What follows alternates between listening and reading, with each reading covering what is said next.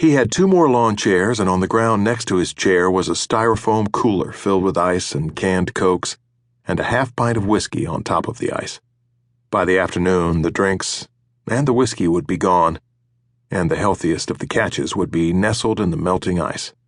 He had figured he'd spend the late afternoon skinning and filleting the fish, and by tomorrow they would be sitting around the kitchen table with fried fish and hush puppies, and he'd get the woman to make coleslaw, and then they could sit on the back porch with coffee and look out across the land that always seemed more vast to him under the night sky. The line hit, and he reeled it in, and a catfish that needed a few more pounds flapped at the end of the line. He twisted the hook from its lip and walked to the edge of the water, and he set the fish into the water gently, and the fish squirmed and stirred up the mud and then disappeared. He sat down again and baited another hook with another cricket and let it fly. It's finally come on, he thought. It's finally come on, though it didn't seem like it ever would, and I didn't think I'd be here to see it anyway. He looked at his watch and knew his son should be coming along any time now, if that truck cranked up. He looked around the place.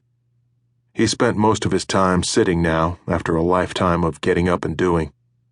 Buying small houses nobody else wanted, and painting them, and replacing rotted floors, and gutting kitchens, and gutting moldy bathrooms, and doing the roofing, and tiling the floors, and whatever else had to be done. Whatever he could do with his boy. Teaching Russell how to run wire and swap plumbing, and how to measure twice, so that you made damn sure you cut it right the first time. Making these little houses something he was proud of, and then renting them to people who sometimes paid the rent and sometimes disappeared. But no matter if it was good people or bad people living in them, there was always something to do. Always something dripping, or an outlet not working, or a dishwasher not running. Always something to do, and if there wasn't something to do, there was always another little run-down house somewhere that nobody wanted, that was sitting there like a fallen tree in some forgotten forest, and he would buy it and bring it back to life. There was hardly a neighborhood in town that hadn't been touched by him and Russell. Hardly a day had gone by since he had to give it all up, that he didn't wish with the next sunrise that his back and legs would let him do the things he used to do. And not a day had gone by since his boy had been taken up into the Delta and put behind those walls, that he hadn't prayed at night that God would keep him alive until Russell came back home. And here it was. He had prayed twice as hard after Liza passed, hated like hell that she never got to see him again, died with her boy locked up in that place, paying for what he had done.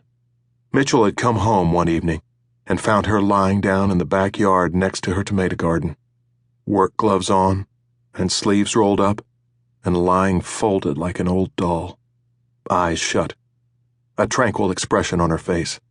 Gone. He hadn't thought much of death until then, but after she was buried, the thought of death seemed to follow him home from the gravesite. It sat with him on the porch as he smoked a cigarette, sat with him in the quiet of the house as he read the newspaper, sat with him at the kitchen table as he drank coffee in the morning, sat with him in his truck as he went about doing what he had always done, and as his knees began to go, as he knelt down to paint, and as the strength in his arms began to go as he lifted ladders in and out of the back of the truck, the thought of death seemed not only to sit with him and follow him around, but also to take root in his mind and spread into his heart and his dreams. His muscles ached, and his joints ached, and his spirit ached. And though he prayed that he would see Russell come down that driveway again, he didn't much believe he would see it happen.